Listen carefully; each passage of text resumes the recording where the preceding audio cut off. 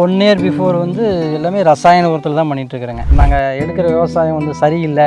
பூ வந்து இப்போ நல்லா பெருசாக வருதுங்க. மண் இப்போ கையிலலாம் எடுத்தால் நல்லா வருதுங்க, பொலப்பாக இருக்குது. நம்ம நேரடியாக நம்ம அனுபவத்திலே நாம் அதை விட்டதுனால செடி நல்லா வளருது, மகசூல் அதிகமாக நேரடியாக நம்மளே தெரிஞ்சிட்டோம்.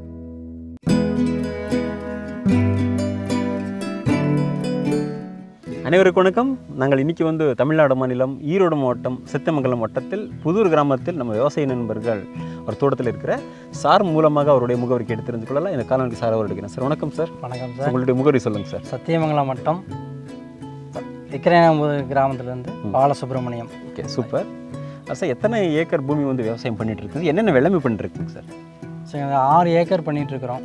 6 ஏக்கரில் வாழை பண்ணுறோம், அடுத்தது சம்பங்கி, இந்த 2 தான் இப்போது பண்ணிகிட்ருக்கோம். கரும்பு போட்டிருந்தோம் முன்னாடி, இப்போ அதெல்லாம் இல்லை.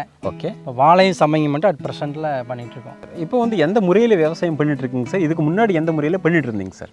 ஸோ லாஸ்ட்டு 1 இயர் பிஃபோர் வந்து எல்லாமே ரசாயன உரத்தில் தான் பண்ணிகிட்ருக்குறேங்க. ஓகே, அதாவது எப்பவும் போல் நாங்கள் டிராக்டர் விட்டு உழவு ஓட்டுவோம், உரம் போடுவோம், விதையை நினச்சி நாங்கள் விவசாயம் எப்பவும் எடுக்கிற மாதிரி தான் எடுத்துகிட்ருக்குறோம். ஆனால் அதில் வந்து இப்போது நாங்கள் எடுக்கிற விவசாயம் வந்து சரியில்லை, ஏதோ நிறைய பிரச்சனை வருதுங்கிறதுக்காக தான் இப்போ நாங்கள் உங்களை வந்து நேரில் அணுகணும்.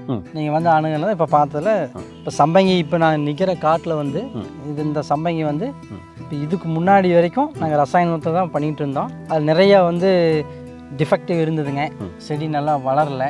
அப்புறம் என்னென்னு பார்த்ததுன்னா கிழங்கு அழுகல் இருந்தது, வேர் அழுகல் இருந்தது, நெமட்டோஸ் இருந்தது. அதனால் செடி வந்து எத்தனை உரம் மூட்டையாக கொட்டினாலும் விளைச்சலை எடுக்க முடியல. இந்த மாதிரி பிரச்சனைகள்லாம் இருந்தது. ஓகே, செடி அப்படியே செத்து போயிடும். அது அப்படியே நாளுக்கு நாள் டெவலப் என்ன தான் போட்டாலும் செடி நல்லா வளர்ந்து வரல. ஓகே, அவுட்புட் ப்ரொடக்ஷன் எப்படி இருந்தது? ரசாயன உரம் இருக்கிறப்போ ப்ரொடக்ஷனும் கம்மியாக தான் இருந்தது. குவாலிட்டியுமே பூவும் மோசமாக தான் இருக்குது. இதுக்கு என்ன பண்ணுறதுங்கிறக்காக தான் உங்களை வந்து அணுகணும். நீங்கள் சொன்ன மாதிரி இப்போ அந்த டாக்டர் சாயெல்லாம் நாங்கள் ட்ரிப்பில் விட்டோம், ஸ்லரி விட்டுருக்குறோம். எல்லாம் விட்டதில் இப்போ வந்து பரவாயில்லங்கிற மாதிரி இருக்குது, செடி நல்லா வந்திருக்கு. இப்போ சார் நம்ம டாக்டர் சாயல் பயன்படுத்தும் போது உங்களுக்கு அந்த பிரச்சனை எப்படி சால்வ் ஆயிடுச்சு, எப்படிங்க சார்?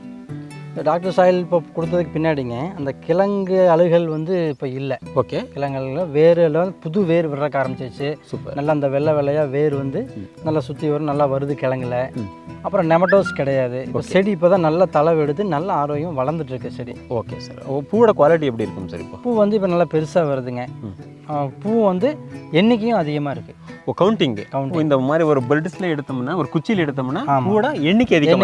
வந்து டாக்டர் சாயில் பயன்படுத்தும் போது மண்ணின் தன்மை எப்படி இருக்கிறது, கையில் எடுக்கிறதுக்கு எப்படி இருக்கு? மண் இப்போ கையிலலாம் எடுத்தால் நல்லா வருதுங்க, பொலப்பாக இருக்குது. அனைத்து விவசாயிகளுக்கு என்ன சொல்ல விரும்புகிறீங்க சார் டாக்டர் சாயில் பற்றி? டாக்டர் சாயில் வந்து நம்ம நேரடியாக நம்ம அனுபவத்திலே நாம் அதை விட்டதுனால செடி நல்லா வளருது, மகசூல் அதிகமாக நேரடியாக நம்மளே தெரிஞ்சிட்டோம். ஓகே, ஸோ இது எல்லா விவசாயிகளும் ஒன்றும் ஏமாற்று வேலையில் எல்லா விவசாயிகளும் பயன்படுத்தினாங்கன்னா அந்த செடி நல்லா வளரப்போகுது. சூப்பர், அவ்வளோதான். Thank you sir. இதுவரைக்கும் இந்த நேர காணொலியில் உங்களுடைய அனுபவம் வந்து சொல்லிக் கொண்டதற்கு நன்றிங்க சார். தேங்க்யூ.